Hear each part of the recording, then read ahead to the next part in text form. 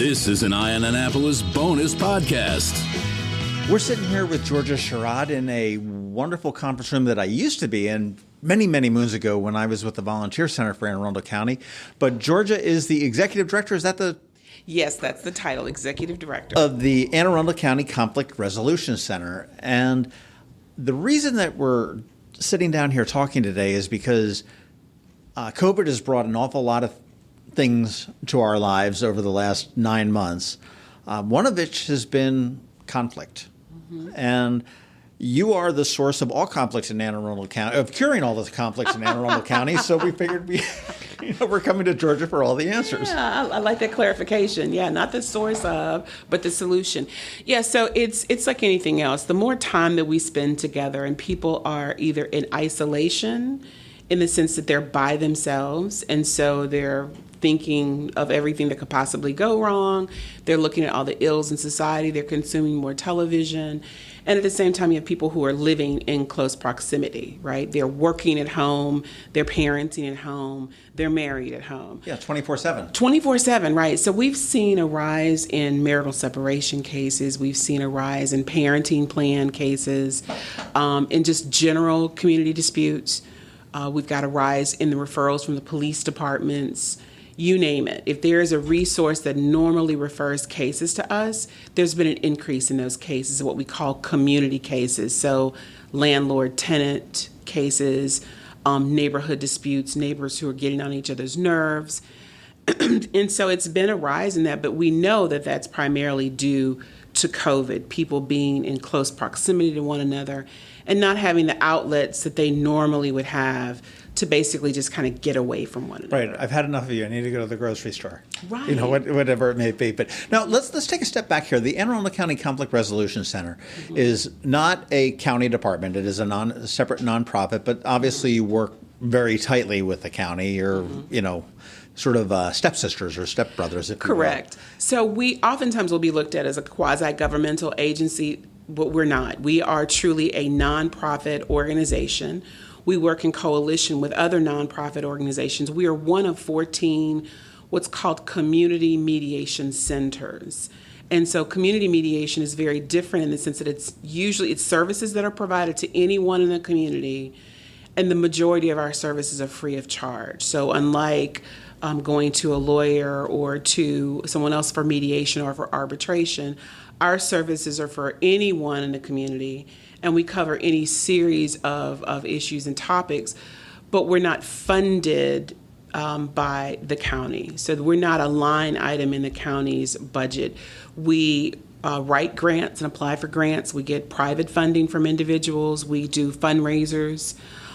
We have major donors. We have low dollar donor events, sure, crowdfunding, that sort of thing. That all of those dollars actually support the work of the center.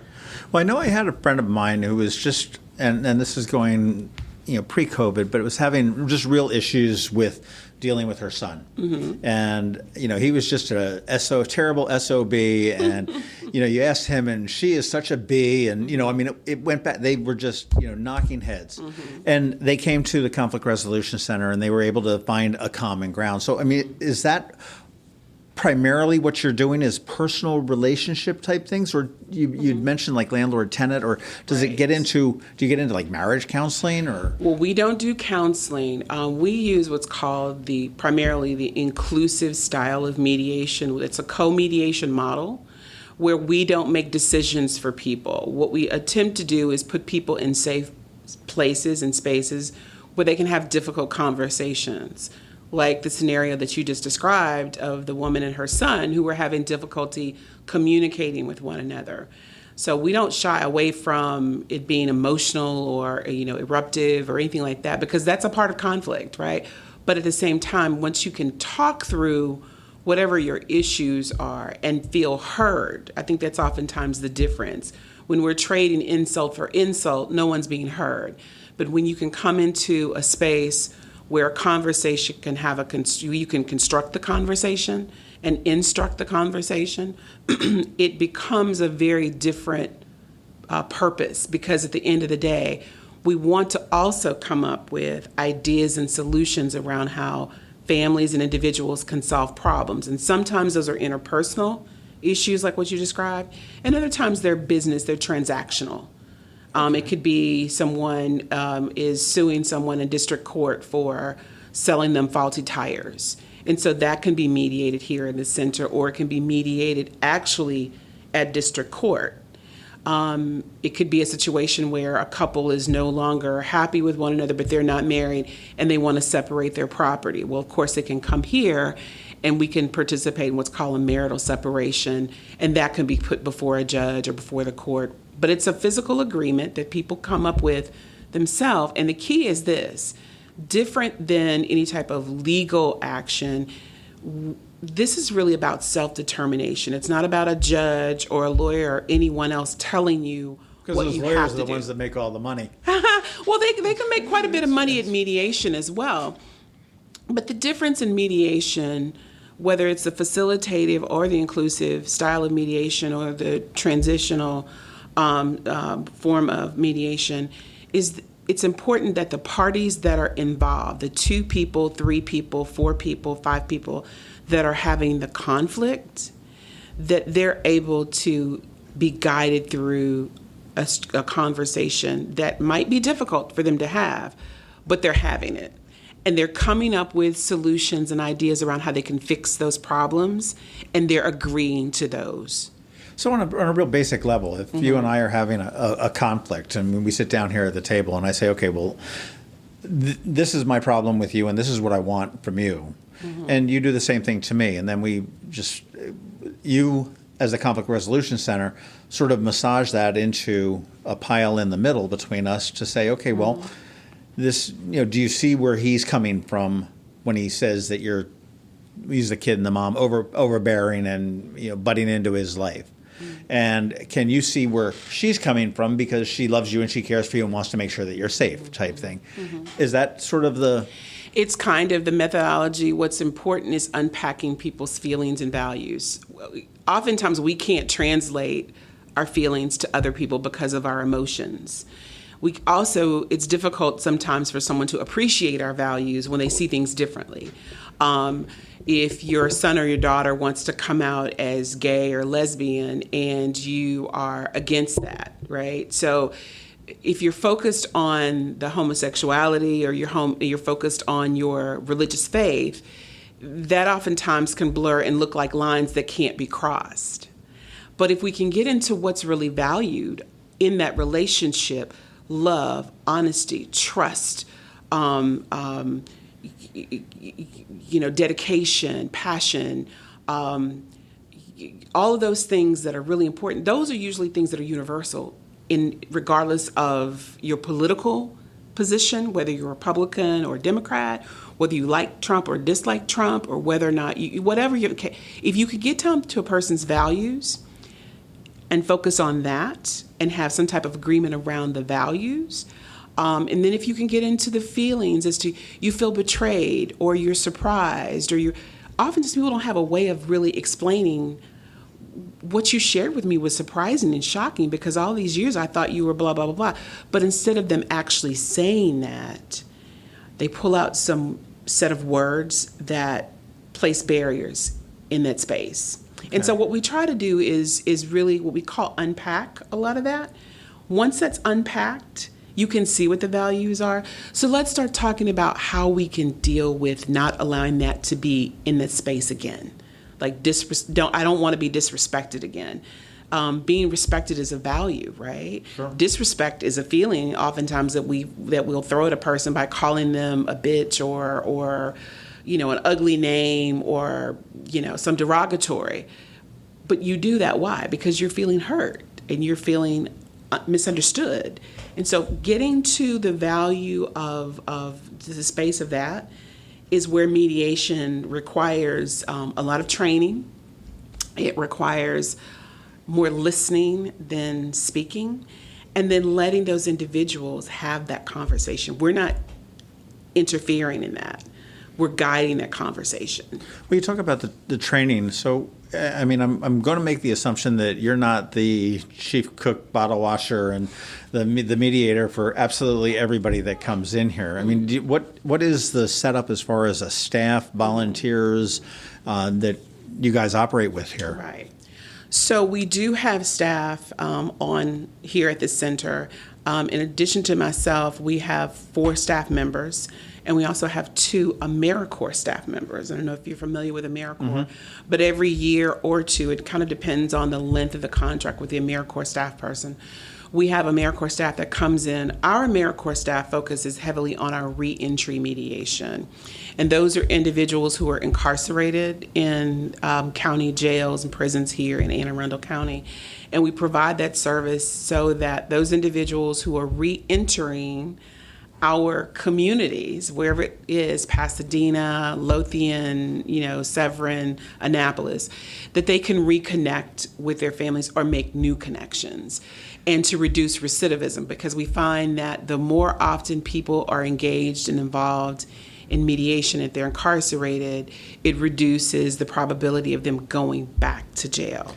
I imagine it's very easy to do that. And I know I'm drawing a blank on her name, but I've heard her presentation at the Ignite a couple of years ago. Vanessa Bright, I think, is her name. And she's starting a nonprofit especially for that. We've got a business now. And right now I think they're just focusing on like floor cleaning or something like that, or pressure washing. And they're taking, recently released ex-incarcerated and give them, and that's the whole thing. I mean, it's so easy to slip back. And I spoke with Robert Eads, who is Robert. one of my, you can't build a pedestal high enough for Robert Eads. I mean, he's unconventional. Well, this is interesting because, Robert was one of the founders of the center. He was one of our, Robert Eads was one of our founding members and what we call early supporters. So, Robert is greatly missed around here. Oh, my gosh. It was such a tragedy when he passed. But I know. It was, but I've had so many conversations with him. And, I mean, he's so focused on the kids and whatnot. And we had a big conversation about just crime and everything. He says, you get them out, you put them back into public housing, and you don't give them anything. And what that anything could be, depending on what it could be, a basketball court to play on. It could be something as simple as that. It could be a job. It could be transportation to this. He says, and it's so easy to slip back into this.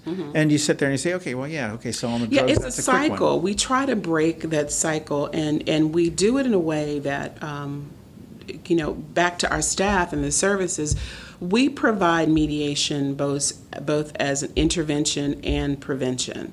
So in the preventative space, we work with youth when they're very young. So we try to provide them dialogue circles, student-to-student mediation, attendance mediation. And to do that, the goal of providing those services, which is really our staff and volunteers, are specially trained in basic mediation, which is a 45-hour initial training session, then an apprenticeship, and then a 5-hour refresher. And in the process of a year of people doing that, they're getting opportunities to work directly with families, with individuals, but with other experienced mediators and our staff in the community. In addition to that, once they've completed that first year or two, because it really varies depending upon the volunteer, they then select, we hope they select, an advanced training, i.e., attendance mediation, IEP facilitations, which are individualized education plans, right, or 504, where they go into the schools and they work with families around talking to the schools about their IEP plans. The student-to-student mediation, which is not to be confused with what we call peer-to-peer mediation. Student-to-student mediation is one of our education mediation services, where students are taught in the schools through our peace teams. So they're professional individuals, usually our AmeriCorps staff. They're put in a school to work with the students who are in conflict with each other. They mediate with them immediately. So this reduces violence in the schools. It reduces the occurrence of students being suspended, right? Sure. And it deals directly with a thing we call disproportionality. So we find that there is a high incident of children of color, children in poverty, who are oftentimes suspended or expelled from school for any number of reasons, right? And we find that oftentimes if we can deal with teaching those children to develop strong communication skills, that's half of they it. stay in, right. That's, so this begets the need for children to have, to be moved from what we call the school to prison pipeline. That's our way of cutting into that pipeline. It's one way. Second way is to provide in-place services and workshops for cohorts. So oftentimes we have volunteers who are in our education pipeline. So they've been trained specifically to work with youth in schools and in communities on any number of subject matters, right?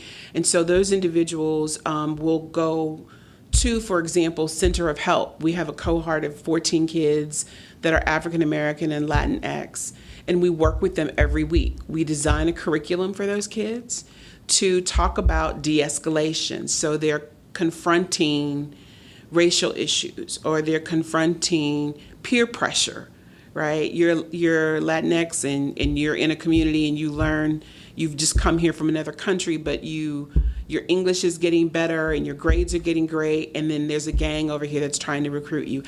That's potential conflict. So how do you deal with that, right?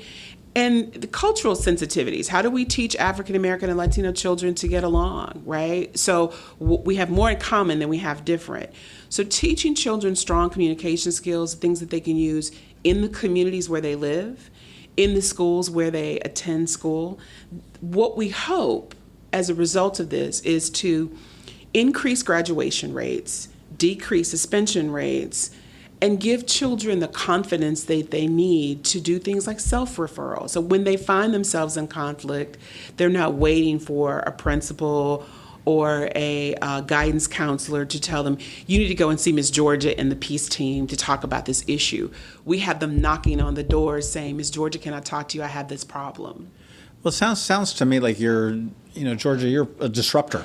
Yeah. Mm-hmm. If you will. I mean, certainly in a good sense here. Mm-hmm. In that, we're able to, if you've got this pipeline, Mm-hmm. to turn around, okay, let's put a couple exit ramps on here and see what we can get before, as we work on severing this pipeline to make sure that it doesn't happen there. Mm-hmm. Now, when the people come into mediation, into the conflict resolution center, I've got to imagine that there has to be a desire on both sides to do this, okay? I mean, if I'm just like, there is absolutely no way I'm talking to a woman, no way, no how, no, there's no sense in us sitting here. Yes.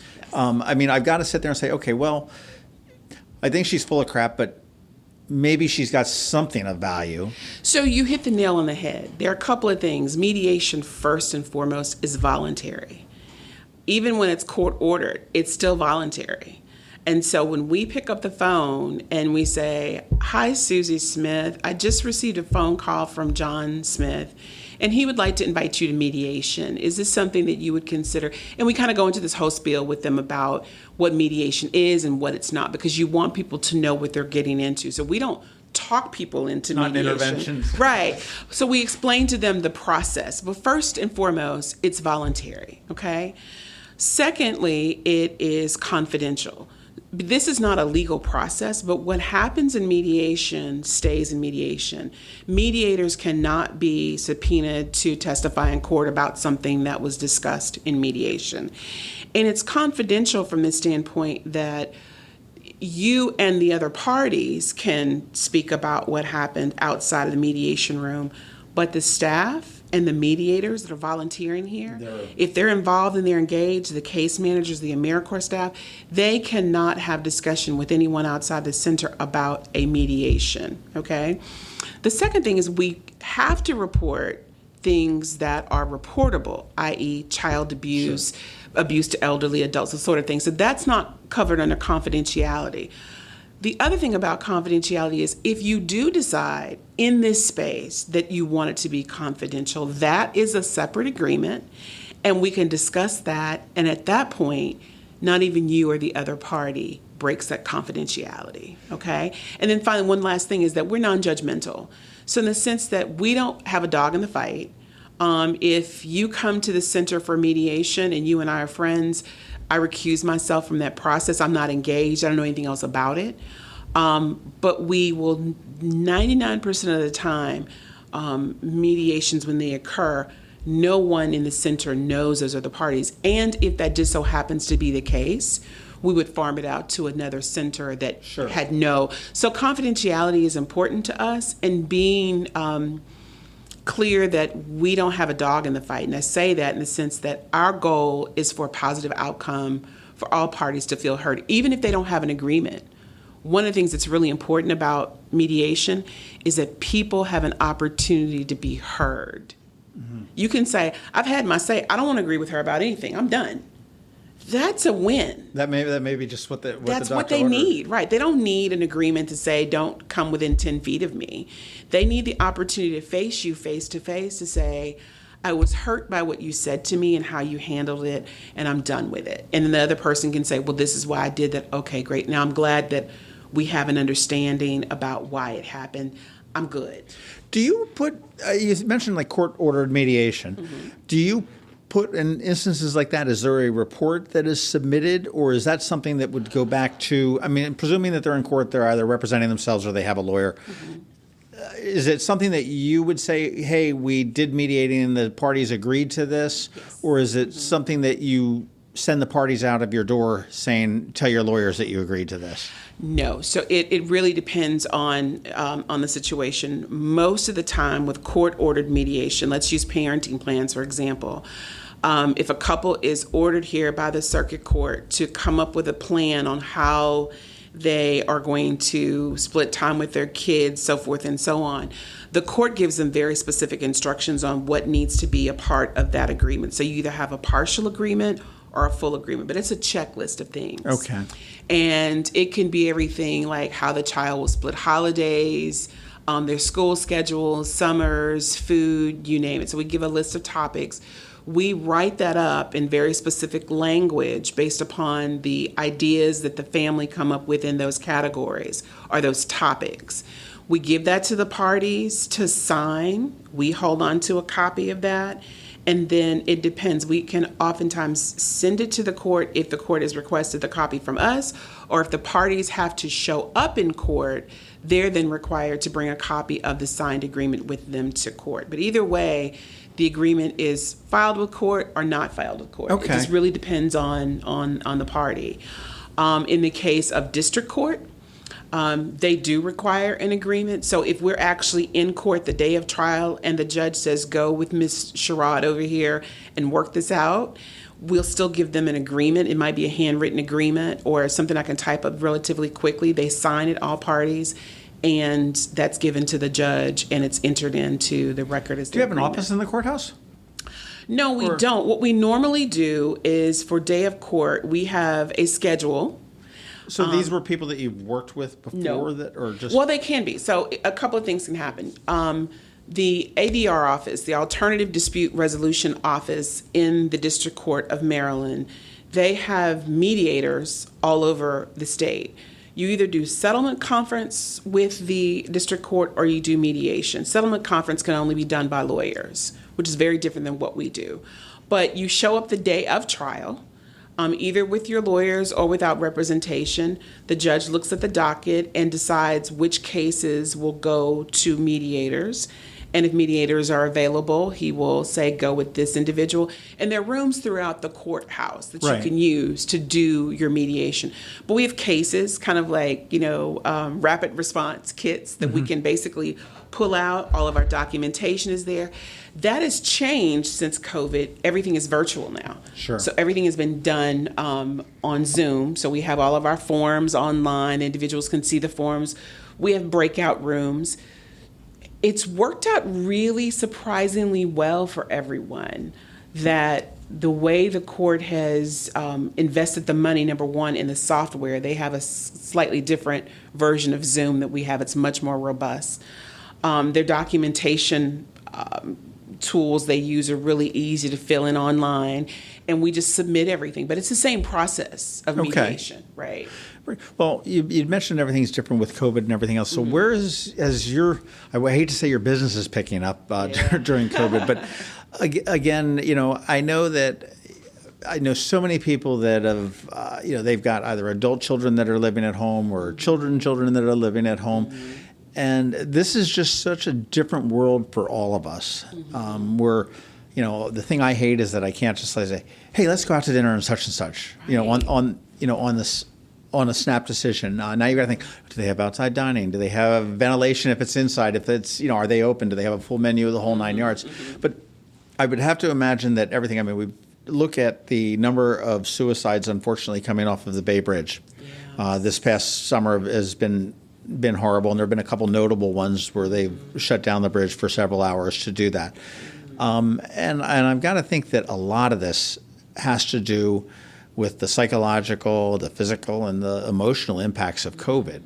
Mm-hmm. And you seem to be like an ideal place to sort of work your way through that. Have you seen that uptick? We've seen the uptick where I have to give a great deal of credit to the county executive and to the various agencies and organizations around the state, and to Governor Hogan for moving to help fund organizations like ours who rely heavily on private donations and grants. So through the CARES Act, we were able to keep our doors open because schools were shut down, prisons were shut down, and courts were shut down. So those are three of our major referral sources. Right. But look, children still need to be educated. They're in the community. People are still having conflict and want to sue one another one way or the other. And, so you name it, those are the things that we normally looked to were still having issue. So our center turned on a dime to virtual services, where we used to have anger management here every Saturday. We'd have right at about 15 to 20 people in this very room taking anger management pre-trial. So the court ordered them to anger management. Okay. We were doing anger management in the prisons in MCIW and Jennifer Road Detention Center twice a week, twice on Tuesdays, twice on Thursdays. That's a lot of people. So what we were able to do for those parties is use different methodology. Instead of being in person for anger management, we shifted to telephone conflict coaching. Now, conflict coaching is more of a restorative practice.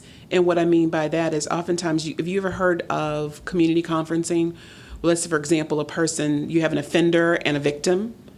Let's say someone got into a fight at school.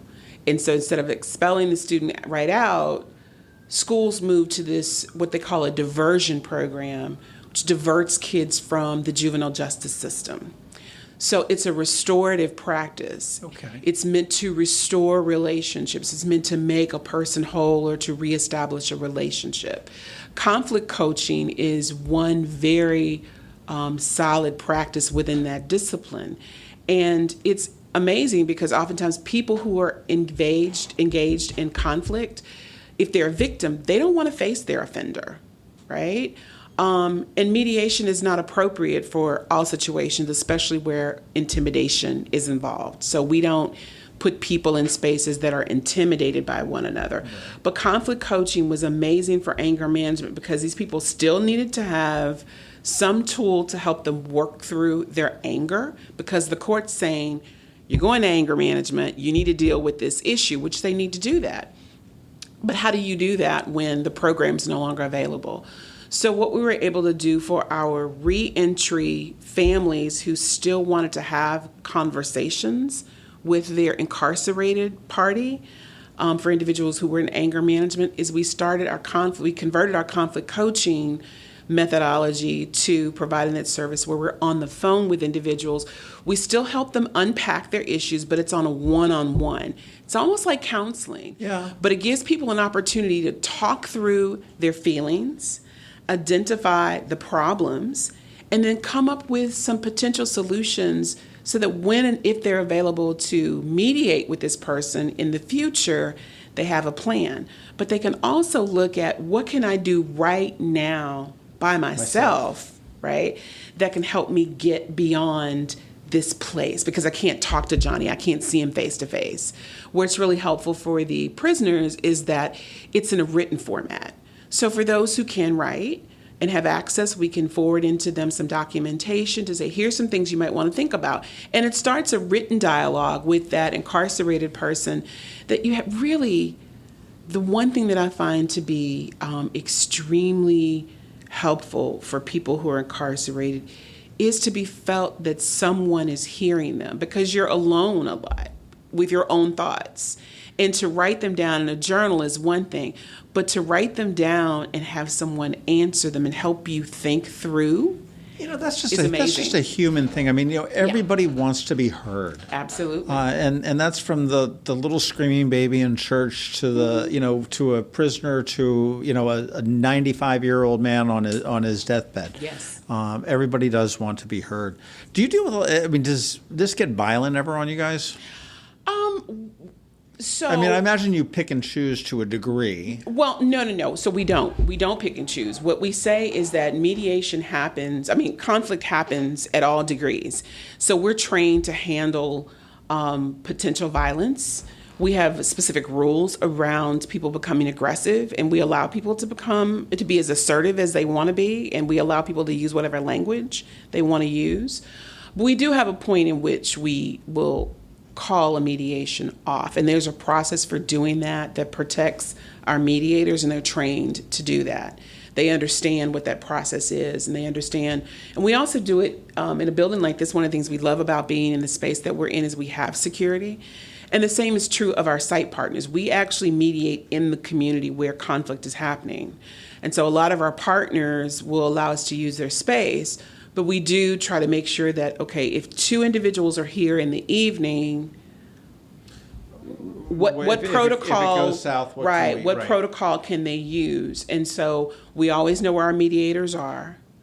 We always know who they're with. If we have a party that has been violent in the past or extremely aggressive, we try to make accommodations for that. But we don't put mediators in situations where they feel uncomfortable. So if a mediator said to me, I don't feel comfortable mediating that case, we wouldn't have that mediator do that case. Right. And in some cases, what we will do is we will place a specific mediator on a case because we notice that tensions are oftentimes brought down if a person can look across the table and see someone that they can identify with. More sure, readily. I imagine that jumps into race, and it jumps into gender, it jumps into, socioeconomic, right? So, for example, like you see me wearing this, I would never wear this in mediation, this cross, this, because someone might think that I'm overly religious and judging them because they're an atheist. I was doing that. Yeah, you're judging me, right? So we teach our mediators to be relatively generic in their fashion. In their language, they are very, there's a specific type of language that we use in mediation. We speak to people at their level. We don't use our $10 words necessarily in mediation. But if a person does use $10 words as part of their natural conversation, we don't judge against that. Okay. And if something is not clear and we see confusion, we're taught how and when to pull something apart. Out of curiosity, you briefly threw this out earlier. You said, whether you are for or against President Trump or whatever it was. Mm-hmm. We're obviously in a very politically charged year, election cycle. Mm-hmm. And I've read articles and articles about divorces happening because somebody is a Trump fan and somebody is not a Trump fan, and vice versa. I mean, have you found an increase in political disputes? We have people who, in the midst of mediation, you see and you've heard of their political differences coming out and that weighing in different ways. I can only imagine that there's more of that.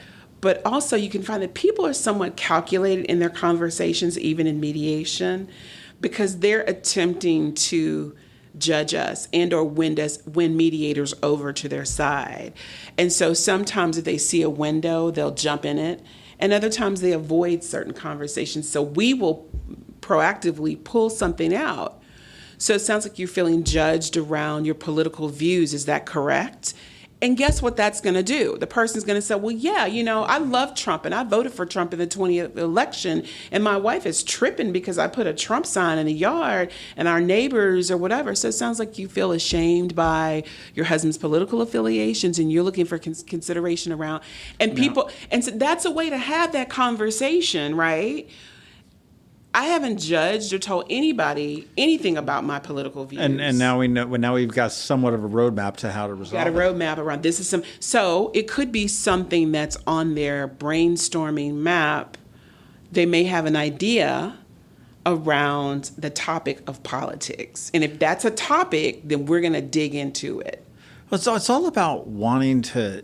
Again, back on that be heard type of a thing. And you've mentioned it a couple times, Georgia, in that once a conversation starts, and there's so many times that, and I am guilty as hell of this, is that I get resentful, and I'm sitting there thinking,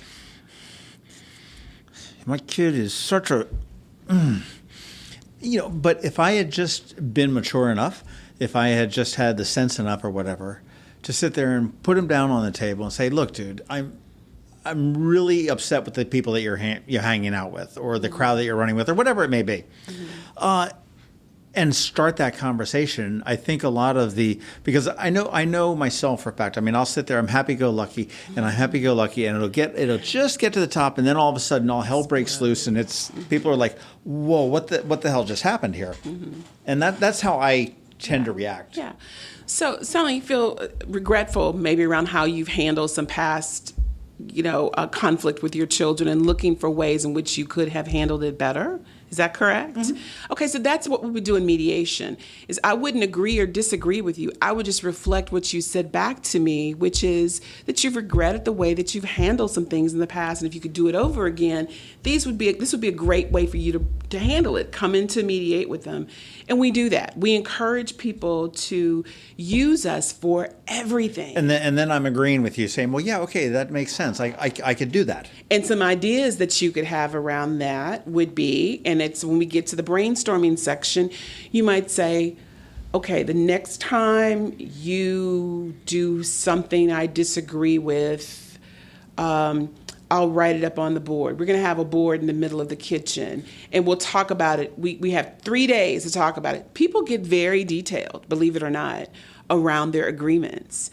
Some can be very vague, but for the person who needs actionable items that they can check off. You got some people that live by their... Oh, without a doubt. Right. So you're a happy-go-lucky guy, you said earlier, and then things build up and they explode.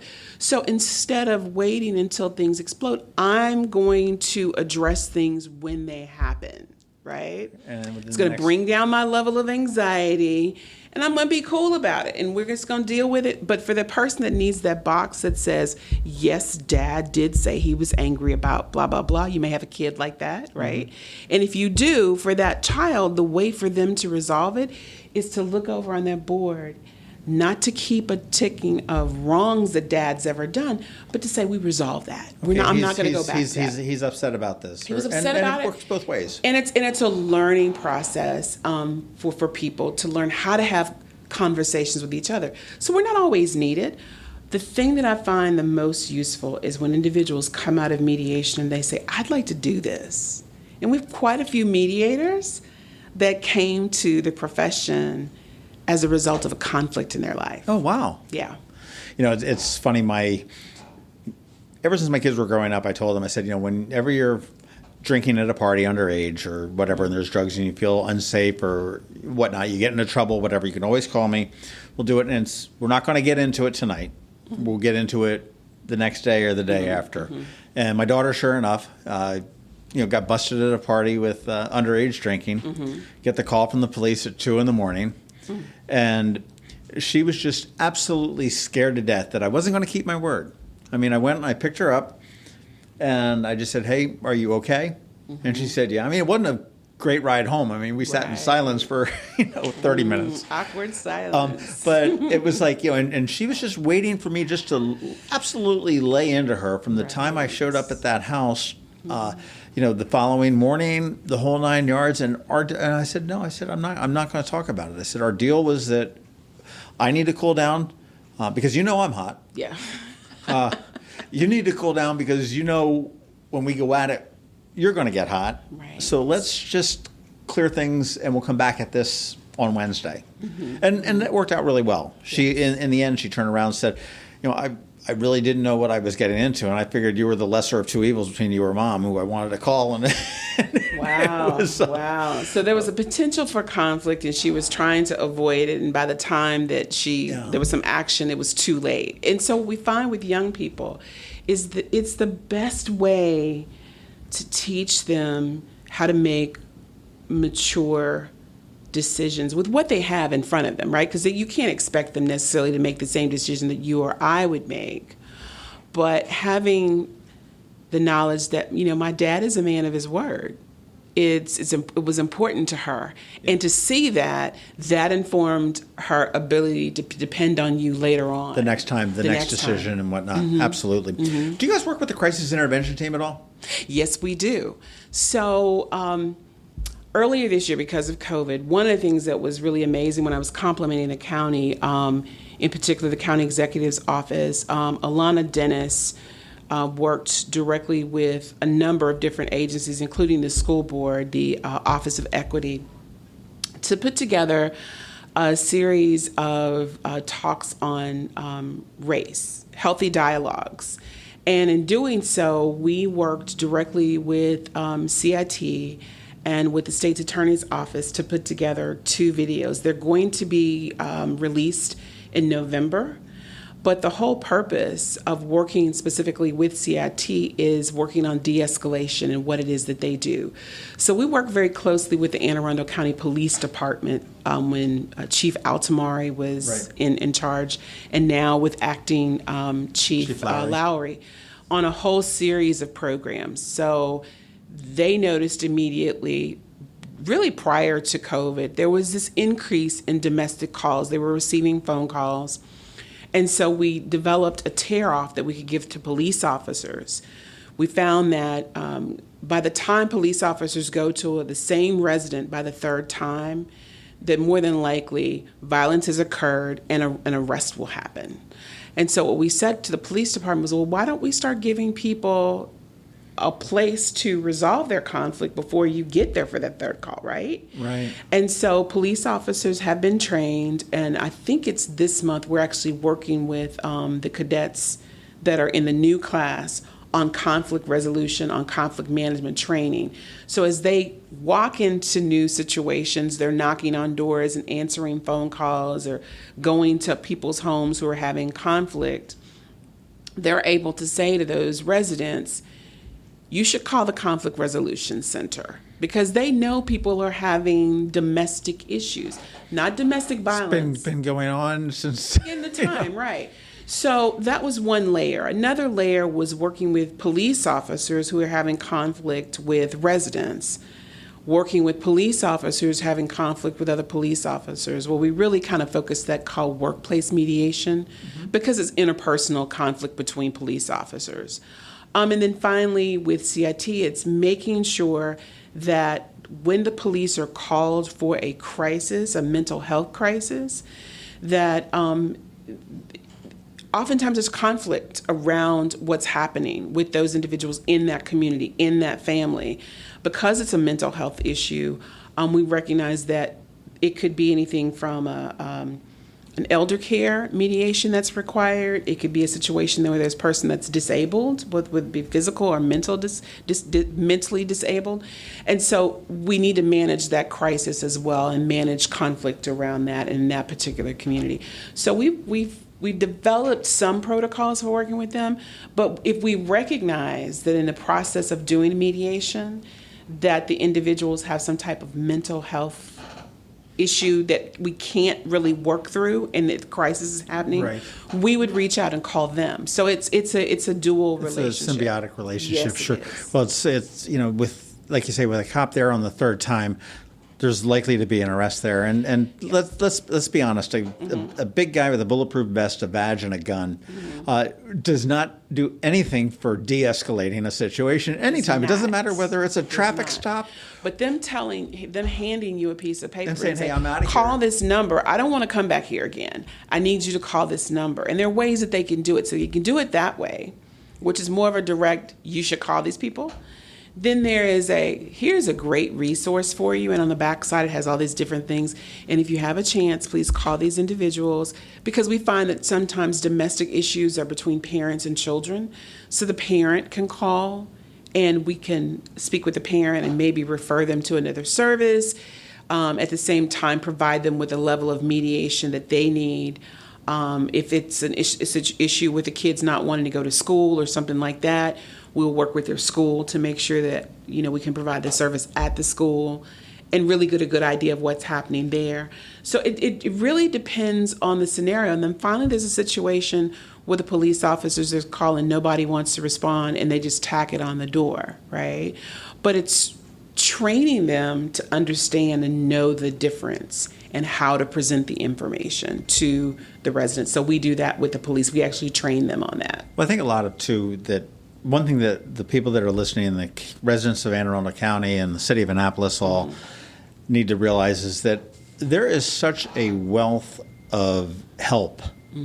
And it goes far beyond just conflict resolution, but just in any number of things within the county. You don't know what the public library system offers. They can teach you how to speak a different language. They had their seminars, or not seminars, but their story times with the drag queen story times, which was, so you've got acceptance and you've got everything there. But when you do have a conflict, you've got a free resource here that, I'll tell you, I would much rather sit across this table looking at you than I would be in the back of a police car with a German Shepherd, Yeah. And so what's interesting is Anne Arundel County is resource rich in a lot of ways. What a lot of our agencies, organizations, and nonprofits are doing now differently than we did even 2 years ago is working together to not duplicate services. So if we don't provide the service through the Conflict Resolution Center, we do have a partner that does, whether it's the Partnership for Children, Youth, and Families, whether it is the Department of Aging and Disability, or, for example, like the library. We work very closely with the library system. We actually do mediations in the libraries. Not all libraries, because they're not all private and confidential, but where we can do them, we do. We use the senior centers for the Department of Aging and Disability, so we're actually in those centers and can provide mediation services there. We're in Brooklyn Park, the Community of Hope. We're there. We're in the Well. You name it. There, we work with these agencies so that we can provide what's called a system of care and provide wraparound services. So if someone's hungry and they come into the table for mediation, they're not likely going to be able to pay attention. So we want to make sure they're fed.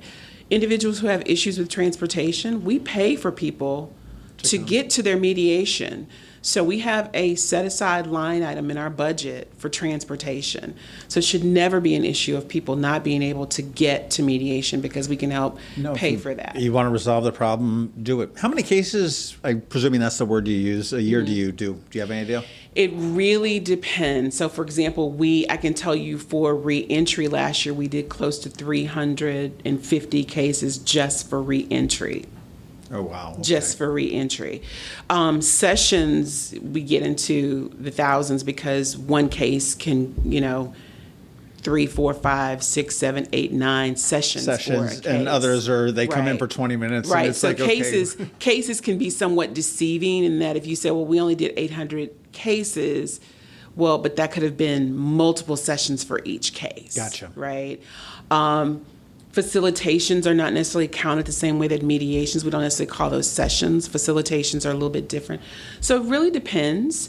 But we're in the hundreds in mediations, in facilitations, and sessions. We're probably close to several thousand. Well, it is a great resource. And I learned what I learned today is that obviously you've got this office here off of Riva Road, but you're everywhere. This is we're all throughout the county. This is where the phone rings and where the emails come. But that's but anybody that's listening, you want to go to aacrc.info. You got one of those fancy new domains. We have one of those fancy new domains for a reason. I won't go into it now, but yeah, aacrc.info. And important. that will bring you to Anne Arundel County Conflict Resolution Center and Georgia Sherrod, who is the executive director, really trying to, let the steam out of the county when we get a little bit hot under the collar. And we all do. And use it. It's here. It's free. It's a benefit of living in Anne Arundel County. And you guys are doing great work.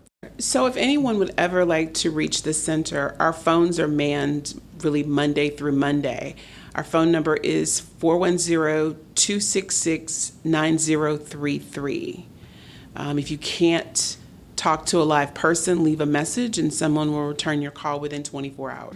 If you are able to go online to aacrc.info, you can always, instead of leaving a voicemail message, complete a form, and that form will specifically ask you questions about what type of conflict you're having, put your information in via email, and someone will contact you through the phone or via email to say they received your information, and you can start a case that way as well.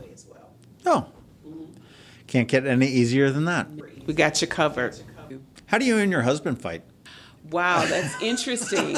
So it's interesting because we really don't fight. We do have disagreements, but as a trained mediator, I've learned to try to listen to what he's saying. I have my moments when I ignore him completely. Like that's just probably the talk to the hand.